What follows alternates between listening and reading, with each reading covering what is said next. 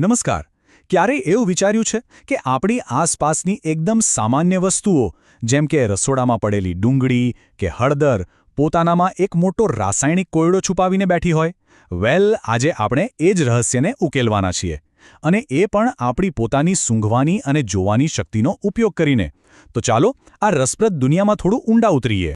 તો સૌથી પહેલો અને મુખ્ય સવાલ, શું એવું બની શકે કે કોઈ પદાર્થ એસિડ છે કે બેઝ એ ફક્ત સૂંઘીને જ ખબર પડી જાય? શું આપણું નાક એક વૈજ્ઞાનિક સાધન બની શકે? ચાલો આ સવાલનો જવાબ શોધીએ. તો જુઓ, આ કોયડાનો જવાબ એક ખાસ કોન્સેપ્ટમાં છુપાયેલો છે, જેને કહેવાય છે ઓલ્ફેક્ટરી ઇન્ડિકેટર્સ, એટલે કે ઘ્રાણેન્દ્રિય સૂચકો. આ એવા પદાર્થો છે જે રંગ બદલવાને બદલે ગંધનો ઉપયોગ કરીને આપણને કેમિકલ સિગ્નલ આપે છે. તો આ ઘ્રાણેન્દ્રિય સૂચકો એટલે બરાબર શું? એકદમ સરળ શબ્દોમાં કહીએ તો આ એવા પદાર્થો છે જેની પોતાની એક ખાસ ગંધ હોય છે, પણ જેવી એ કોઈ એસિડ કે બેઝના કોન્ટેક્ટમાં આવે એટલે એ ગંધ કાં તો બદલાઈ જાય અથવા તો સાવ ગાયબ જ થઈ જાય. આપણે બધાએ સ્કૂલમાં લિટમસ પેપર વિશે તો શીખ્યું જ છે, રાઈટ? જે એસિડ અને બેઝ પ્રમાણે પોતાનો રંગ બદલે છે. પણ આ સૂચકો એનાથી અલગ છે. અને આ પદ્ધતિની એક ખૂબ જ ખાસ વાત એ છે કે જે લોકો જોઈ નથી શકતા એમના માટે આ વિજ્ઞાનના દરવાજા ખોલી નાખે છે. તેઓ રંગ નહીં પણ ગંધમાં આવતા ફેરફારને અનુભવીને જાતે પ્રયોગ કરી શકે છે. ચાલો હવે એક એવો મજેદાર પ્રયોગ જોઈએ જે ઘરે પણ આરામથી કરી શકાય. આના માટે આપણે રસોડામાં એકદમ સહેલાઈથી મળતી ડુંગળીનો ઉપયોગ કરીશું અને જોઈશું કે એ કેવી રીતે એક પાવરફુલ ઇન્ડિકેટર તરીકે કામ કરે છે. આ પ્રયોગ ખરેખર બહુ જ સરળ છે. કરવાનું શું છે કે ડુંગળીની ગંધવાળા કાપડના 2 ટુકડા લેવાના. એક પર એસિડના થોડા ટીપા નાખવાના અને બીજા પર બેઝના. હવે જોવાનું એ છે કે પરિણામ શું આવે છે. અને આ રહ્યું પરિણામ. જે કપડા પર એસિડ નાખવામાં આવ્યું હતું એમાંથી તો ડુંગળીની તીવ્ર ગંધ એમની એમ જ રહેશે, પણ જે કપડા પર બેઝ નાખ્યું હતું એમાંથી ડુંગળીની ગંધ બિલકુલ ગાયબ થઈ જશે.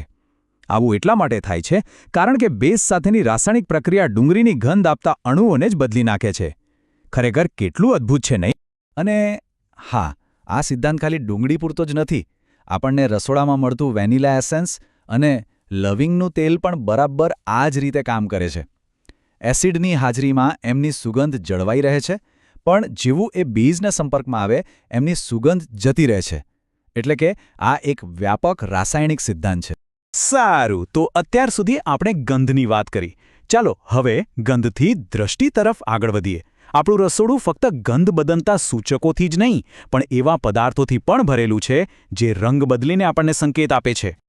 જરા વિચારો, કોઈ પદાર્થનો રંગ બદલાય અમે તરત જ ખબર પડી જાય કે તે એસિડ છે કે બેઝ. આ કોઈ જાદુ નથી, આ તો શુદ્ધ રસાયણ વિજ્ઞાન છે જે આપણી આસપાસ સતત થતું રહે છે. અને આનું સૌથી સરસ ઉદાહરણ છે હળદર. આપણે દરરોજ રસોઈમાં જે પીળી હળદર વાપરીએ છીએ તે ખરેખર એક ખૂબ જ શક્તિશાળી કુદરતી સૂચક છે. આ અનુભવ તો આપણામાંથી ઘણાને થયો હશે. જ્યારે કોઈ સફેદ શર્ટ પર કઢીનો પીળો ડાઘ લાગે અને તેના પર સાબુ ઘસવામાં આવે તો એ તરત જ લાલ બ્રાઉન રંગનો થઈ જાય છે. આવું કેમ? કારણ કે સાબુમાં બેઝ હોય છે અને એ હળદર સાથે પ્રક્રિયા કરીને એનો રંગ જ બદલી નાખે છે. અહીંયા સ્પષ્ટપણે જોઈ શકાય છે કે કેવી રીતે અલગ અલગ કુદરતી વસ્તુઓ સૂચક તરીકે કામ કરે છે. હળદર બેઝ સાથે લાલ ચોકલેટી બને છે. જાસૂદના ફૂલનું દ્રાવણ એસિડ સાથે એકદમ ઘેરો ગુલાબી અને બેઝ સાથે લીલો રંગ આપે છે. અને લાલ કોબીજ પણ આવા જ અદ્ભુત રંગો બતાવે છે.